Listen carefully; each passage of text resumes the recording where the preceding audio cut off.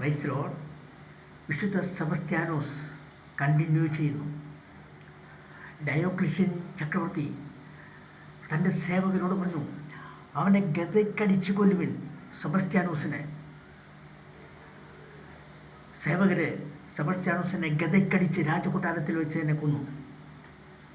അതിനുശേഷം രാജകൊട്ടാരത്തിലെ ഓടയിൽ പരുന്തുകൾക്ക് തീറ്റ കൊടുക്കുന്ന ഒരു ഓടയുണ്ട്. ആ ഓടയിലേക്ക് സേവകർ സെബസ്ത്യാനോസിൻ്റെ ശരീരം എറിഞ്ഞു. ആ ഓടയിലേക്കിട്ടു, പരുന്തുകൾ കഴിക്കട്ടെ എന്നുള്ള രീതിയിൽ. ഈ സമയത്ത് ലൂസീന എന്ന ഒരു പ്രാർത്ഥനക്കാരി ഉണ്ടായിരുന്നു.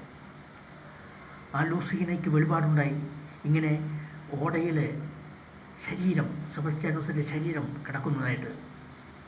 ലൂസീന അപ്പോൾ തന്നെ ആ ഓടയിൽ വന്നു നോക്കിയപ്പോൾ പരുന്തുകളാൽ നിറഞ്ഞിരുന്നു ആവശ്യം. പക്ഷേ പരുന്തുകളൊന്നും ശരീരത്തെ തൊട്ടില്ല, കാവൽ നിൽക്കുകയായിരുന്നു. ആകാശത്ത് വട്ടമിട്ട് പറക്കുകയായിരുന്നു പരുന്തുകൾ. ലൂസീന സെബസ്ത്യാനോസിൻ്റെ ശരീരമെടുത്ത് തൻ്റെ സുഹൃത്തുക്കളോടൊപ്പം ശരീരമെടുത്ത് ആപ്യൻ എന്ന പാതയ്ക്കടുത്തുള്ള ഒരു ഭൂഗർഭ ഗൃഹത്തിൽ അടക്കം ചെയ്തു. അവിടം ലൂസീന പ്രാർത്ഥനക്കാരിയാണ്. സെബസ്ത്യാനോസ് നീതിമാനായിരുന്നു.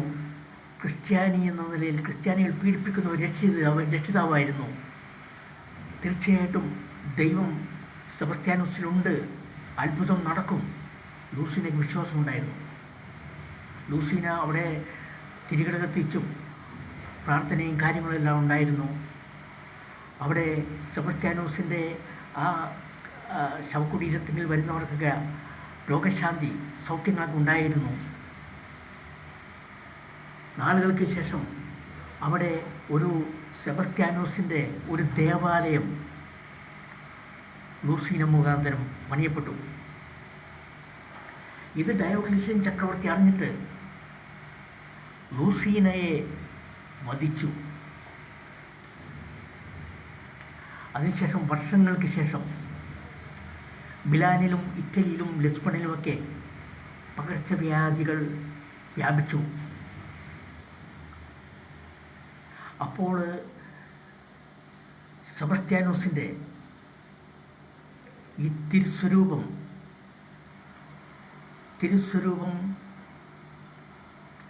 പട്ടണം ചുറ്റി പ്രതിഷ്ഠ ചെയ്ത് കഴിഞ്ഞപ്പോൾ അവിടെ പകർച്ചവ്യാധികളെല്ലാം മാറി. അത്ഭുതം, ജനങ്ങൾക്ക് സന്തോഷമായി. വിശുദ്ധനിലൂടെ അത്ഭുതങ്ങൾ സംഭവിക്കുന്നു.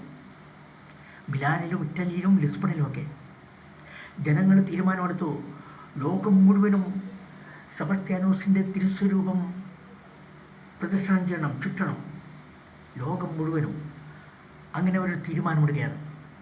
പക്ഷേ അത് മറന്നുപോയി. സാധാരണ ജനങ്ങൾ അത് വിട്ടുപോയി. നിത്യജീവിതത്തിലേക്ക് വന്നപ്പോൾ ആ കാര്യങ്ങളെല്ലാം വിട്ടു. കുറേ നാൾ കഴിഞ്ഞപ്പോൾ പകർച്ചവ്യാധികൾ വീണ്ടും വന്നു. അപ്പോൾ ഓർത്തു, നമ്മളിങ്ങനെ ചെയ്തില്ല. അവരപ്പോൾ തന്നെ തിരുസ്വരൂപമെടുത്ത് പട്ടണ പ്രദർശനം നടത്തി, സംഭവം അസുഖങ്ങൾ മാറി. വീണ്ടും ലോകം ചുറ്റാൻ വേണ്ടിയിട്ട് അവർ ഉടമ്പടിയെടുത്തു. കപ്പൽ പണിയുകയാണ്. കപ്പൽ പണി നിർത്താതെ വർഷങ്ങളോളം ആ ഒരു കപ്പൽ മുങ്ങാത്ത രീതിയിലുള്ള നല്ലൊരു കപ്പൽ ഉണ്ടാക്കുകയാണ്. അതിനായിട്ട് ലോകം ചുറ്റുവാൻ വേണ്ടിയിട്ട് തിരുസ്വരൂപമാക്കാൻ വേണ്ടി അങ്ങനെ ആ കപ്പലുണ്ടാക്കി തിരുസ്വരൂപമായിട്ട് ലോകം ചുറ്റുവാനായിട്ട് തുടങ്ങി. ലോകം ചുറ്റുന്നതിനിടയിൽ ഇന്ത്യയിലേക്ക് കടന്നു കപ്പൽ. അതിനുശേഷം കേരളത്തിലേക്ക് വന്നു. കേരളത്തിലെത്തി, ആലപ്പുഴയിലെത്തി. ആലപ്പുഴയിൽ നിന്നും അർത്തുങ്കലെത്തിയപ്പോൾ വലിയൊരു കൊടുങ്കാറ്റ്, പേമാരി സംഭവിക്കുകയാണ്. ആ പേമാരിയിലും കൊടുങ്കാറ്റിലും കപ്പൽ താന്നില്ല. അത് അർത്തുങ്കൽ വന്നിട്ട് ഉറച്ചു നിന്നു. അത് പണ്ടെങ്ങോ ഒരു ദൈവം ഒരു അങ്ങനെ സംഭവിക്കണമെന്ന് തീരുമാനമെടുത്തതുപോലെ വേറെ ഒന്നും സംഭവിച്ചില്ല. കപ്പിത്താൻ അപ്പോൾ തന്നെ ദർശനം ഉണ്ടാവുകയാണ്. അടുത്തെങ്കിലൊരു ദേവാലയമുണ്ട്, ആ ദേവാലയത്തിൽ വികാരിയച്ഛനെ ഈ തിരുസ്വരൂപം ഏൽപ്പിക്കണം. ഈ സമയത്ത് വികാരിയച്ഛനും സ്വപ്നം ലഭിക്കുകയുണ്ടായി, ദർശനം ഉണ്ടാവുകയും.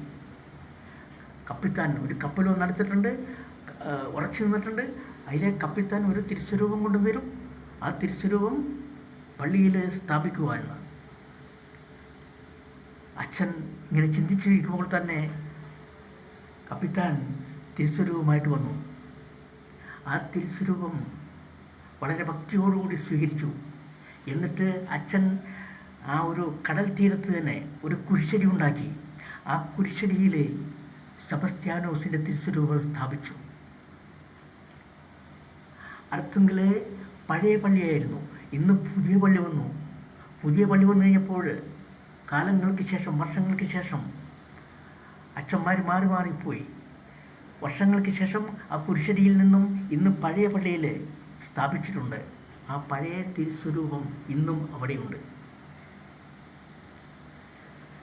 അർത്തുങ്കൽ സെബസ്ത്യാനോസിന് വെളുത്തച്ഛൻ എന്ന പേരിലാണ് അറിയപ്പെടുന്നത്. കാരണം ഇറ്റലിക്കാരനായ സെബസ്ത്യാനോസ് എന്നതുപോലെ തന്നെ ഇറ്റലിക്കാരനായ ഒരു അപ്പോസ്തലൻ അർത്തുങ്കലിലെ 33 വർഷക്കാലം സേവനമനുഷ്ഠിച്ചിട്ടുണ്ട്. ആ ഒരു അച്ഛൻ്റെ ഓർമ്മയ്ക്കും, ആ അച്ഛനാണ് കൂടുതൽ തീഷ്ണതയോടുകൂടി കാര്യങ്ങളെല്ലാം ചെയ്തത്. അപ്പോൾ ജനങ്ങൾ ഇറ്റലിയിൽ നിന്നുള്ള വെളുത്തച്ഛൻ, ആ വെളുത്തച്ഛൻ എന്നുള്ള ആ ഒരു പേര് സെബസ്ത്യാനോസിന് കൊടുക്കുകയാണ്. അങ്ങനെ വെളുത്തച്ഛൻ എന്ന പേരിൽ വേറെ ഒന്നുമില്ല, അർത്തുങ്കലിൽ വെളുത്തച്ഛൻ എന്ന പേരിൽ അറിയപ്പെടുന്നു. അവിടെ അത്ഭുതങ്ങൾ നടക്കുന്നു. ക്രിസ്ത്യാനികളും ഹിന്ദുക്കളും നാനാ മതസ്ഥരോടെ എത്തി സെബസ്ത്യാനോസിനെ വണങ്ങുന്നു.